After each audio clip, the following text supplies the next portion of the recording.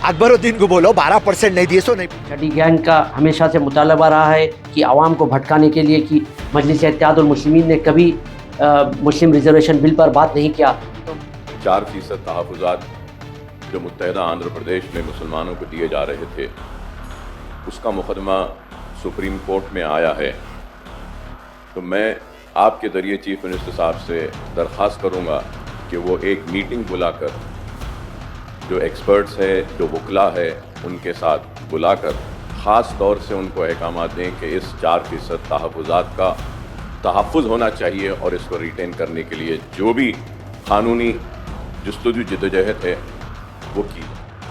अकबर साहब ने जो चीज़ें जिक्र की है, मैं बिल्कुल एकदम इन बातों से सहमत हूँ। क्योंकि सुप्रीम कोर्ट में हर हालत में हम लड़ेंगे, अच्छे से अच्छे वकील भी रखे हैं ऑलरेडी।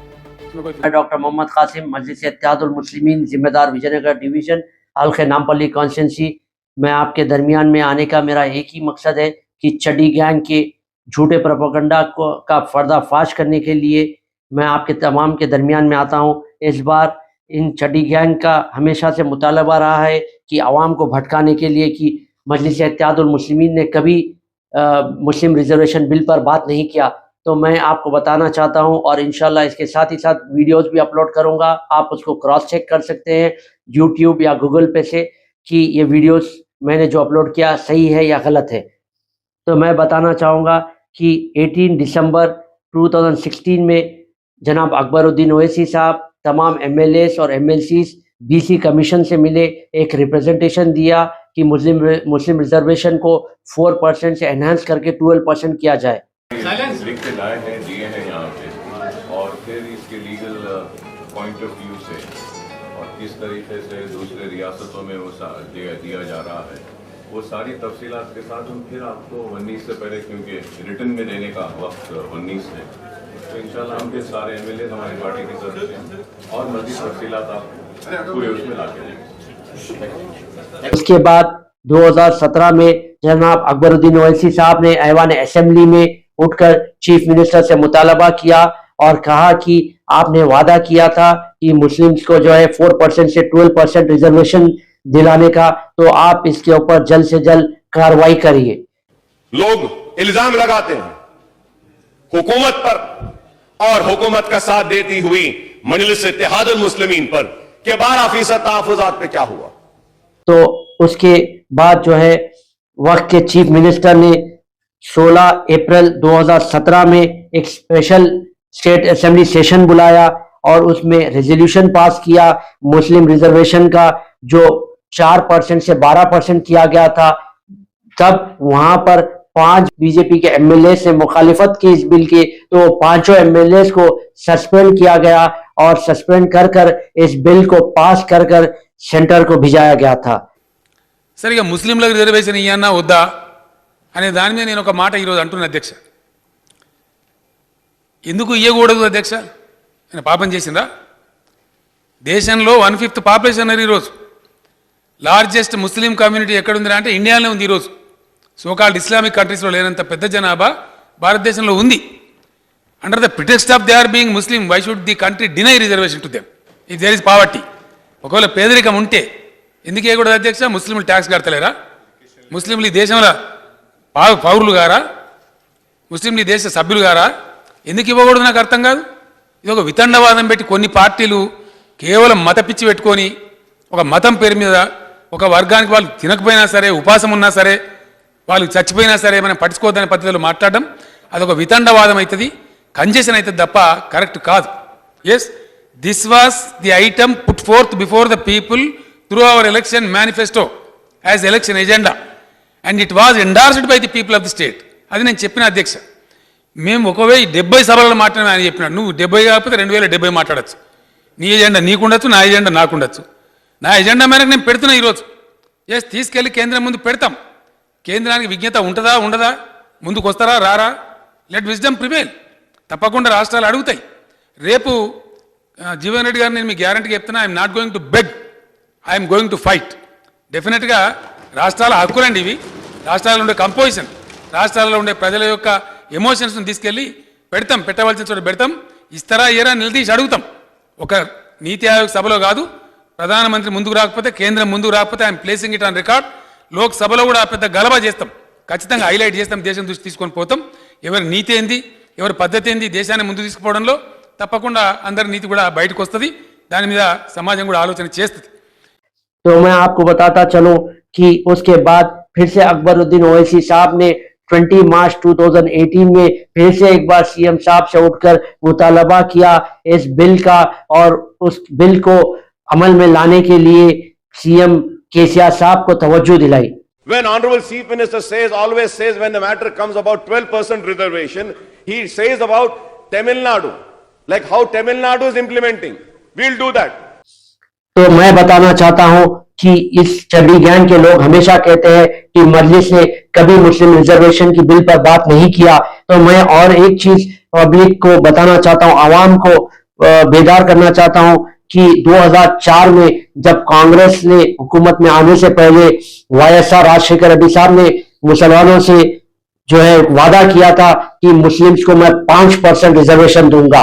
जैसा ही गवर्नमेंट फॉर्म हुई तो एक जियो निकाला गया, निकालकर एक 5th कैटेगरी क्रिएट किया बैकवर्ड क्लासेस के लिए. जैसा पहले से A, B, C and D categories थे, तो मुस्लिम्स के लिए एक 5th कैटेगरी E निकाला गया. तो उसके बाद सितंबर 2004 में high court, honourable high court ने इस रिजर्वेशन को सुप्रीम कोर्ट के कैप 50% लिमिट पर इसे रोक दिया गया. 50% लिमिट का मतलब यह है कि सुप्रीम कोर्ट की रूलिंग है, जो भी स्टेट का रिजर्वेशन होता है वो 50% के अंदर रहना चाहिए. अगर अबव 50% होता है तो उसे रिजेक्ट कर दिया जाता है. ये सुप्रीम कोर्ट के गाइडलाइंस है. तो हाई कोर्ट ने यहाँ के तेलंगाना, आंध्रा के, जब यूनाइटेड आंध्रा था, तो जब हाई कोर्ट ने कहा कि 25% ओबीसी का रिजर्वेशन स्टेट में है और उसके बाद 15% रिजर्वेशन एससीज का है और 6% रिजर्वेशन एसटीज का है, तो ये कुल रिजर्वेशन मिलाएंगे तो आप 46% होता है. और उसके बाद अगर ये 5% अगर हम मिलाते हैं तो 51% रिजर्वेशन हो जाता है स्टेट का, जो सुप्रीम कोर्ट के वायलेशन में है और सुप्रीम कोर्ट के गाइडलाइंस के अगेंस्ट है. तो उसको 5% से घटाकर 4% कर दिया गया था. जब जो है स्टेट में भी हुकूमत कांग्रेस की थी, सेंटर में भी कांग्रेस की हुकूमत थी, तो अगर अगर चाहते थे ये लोग कि मुसलमानों को 5% रिजर्वेशन मिले, तो उस वक्त सेंटर में कांग्रेस हुकूमत आर्टिकल 15 एंड आर्टिकल 16 को, जो which are discrimination and equal opportunity को अमेंड कर और शेड्यूल 9 ऑफ कॉन्स्टिट्यूशन के अंदर ऐड कर 5% मुसलमानों को रिजर्वेशन दे सकती थी, क्योंकि सेंटर में कांग्रेस की हुकूमत थी. 7 मार्च 2020 को फिर से अकबरुद्दीन ओवैसी साहब ने ऐवान असेंबली में उठकर मुतालबा किया सीएम केसीआर साहब से कि 4% रिजर्वेशन का केस सुप्रीम कोर्ट में आया है, तो उसका प्रोटेक्ट करना है हम आपको 4% रिजर्वेशन को, बल्कि उसको रिटेन करना भी जरूरी है. आप एक मीटिंग बुलाइए जिसमें एडवोकेट्स हो, एक्सपर्ट्स हो, बुलाकर पहले तो 4% का जो रिजर्वेशन है उसको प्रोटेक्ट करना चाहिए और उसको रिटेन करना है. इंशाल्लाह 12% तो आएगा. और इसके ऊपर ऐवान असेंबली में अकबरुद्दीन ओवैसी साहब ने तफसीली बयान दिया. सबसे पहले तो मैं 4% तहफ़्फ़ुज़ात जो मुत्तहिदा आंध्र प्रदेश में मुसलमानों को दिए जा रहे थे, उसका मुकदमा सुप्रीम कोर्ट में आया है.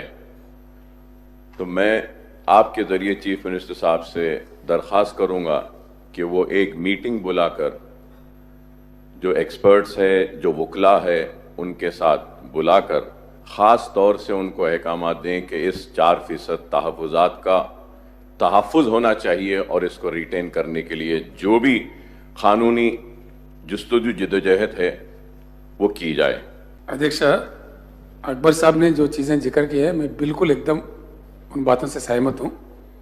क्योंकि सुप्रीम कोर्ट में हर हालत में हम लड़ेंगे, अच्छे से अच्छे वकील भी रखे हैं ऑलरेडी, उसमें कोई फिक्र करने की चिंता नहीं है.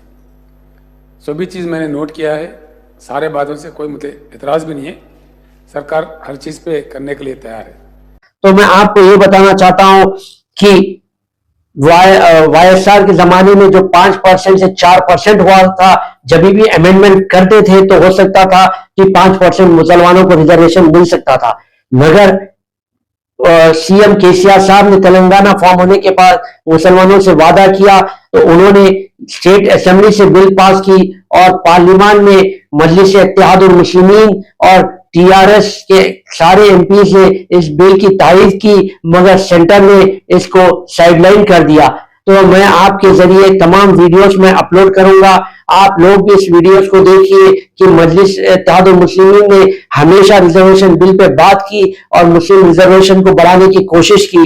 तो मैं फिर से एक बार आपसे अदबन गुजारिश करता हूं कि इस छठी गैंग के प्रोपेगेंडे में, फॉल्स प्रोपेगेंडे में और इनके झूठ में मत आइए। आप इन वीडियोस को देखकर फैसला करिए, फिर इंशाल्लाह आपके दरमियान में बहुत जल्द हाजिर होगा। शुक्रिया, खुदा हाफिज।